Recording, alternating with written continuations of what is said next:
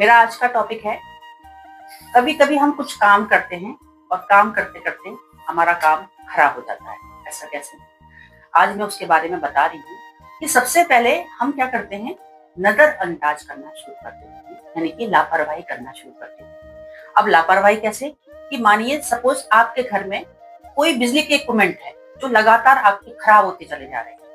कभी आपने देखा कि एक साथ हमारा गैस का गीजर है वो प्रॉब्लम कर रहा है, या आपका इलेक्ट्रॉनिक्स आइटम आपका प्रॉब्लम कर रहा है, या कभी कभी आप देखते हैं कि प्रेस हमारी एकदम से फूक गई है। लगातार आपका कुछ ना कुछ होता जा रहा है। तो ऐसा क्यों हो रहा है?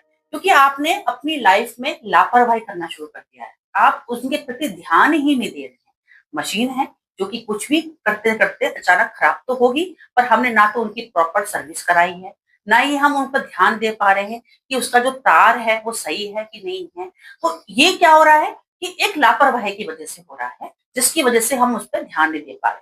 कभी कभी आपका बच्चा है, वो उटपटांग खाने की चीज खा रहा है, तब भी आप ध्यान नहीं दे पा रहे हैं। आप सोच रहे हैं कि नहीं, सब कुछ सही चल रहा है हमारी लाइफ में, है ना, आप उनको चिप्स भी दे रहे हैं, कभी और भी खाने की चीज बाहर से जंक फूड खिला रहे हैं, फिर अचानक सडनली उसके पेट में दर्द होता है और आपको डॉक्टर के पास भागना पड़ता है।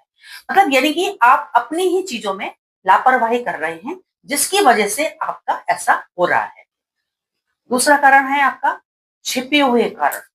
अब छिपे हुए कारण क्या होते हैं कि आप क्या कर रहे हैं, दूसरों को नजरअंदाज कर रहे हैं। दूसरे की गलतियां जो हम खुद भी कर रहे हैं उस पर ध्यान नहीं दे रहे।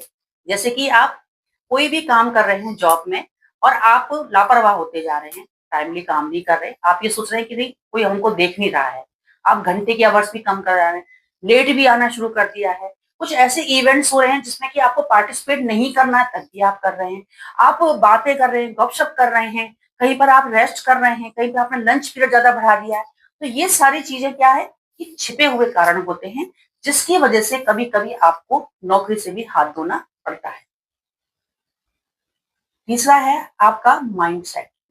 आप ये सोच रहे हैं कि मेरे माइंड में ये चल रहा है कि ये सारी चीजें अच्छी चल रही हैं, मेरी लाइफ बहुत अच्छी चल रही है, मेरी जॉब बहुत अच्छी चल रही है, जबकि ऐसा नहीं है। आप क्या कर रहे हैं, एक निगेटिविटी को भी, एनर्जी को भी आप अपनी तरफ आकर्षित कर रहे हैं। कैसे कर रहे हैं कि आपको डर लग रहा है कोई मेरे को नजर नहीं लगा दे, मैं कोई अच्छा काम कर रहा हूं तो कोई मुझे ऐसा नहीं कह दे। तो ये आपको डर की भावना है। जब आप डर की भावना से अपने माइंड पर ये मैसेज भेज रहे हैं कि नेगेटिविटी मेरे साथ ना हो जाए, मेरे काम में कोई अड़चन नहीं आ जाए, कोई मुझे बुरा नहीं टोक दे, तब आपका कुछ ऐसी चीजें हो जाती हैं, ना चाहते हुए भी आपके पास में प्रॉब्लम खड़ी हो जाती है। तो हमको ये ध्यान देना है कि ये सब क्यों हो रहा है। तो माइंड सेट का भी बहुत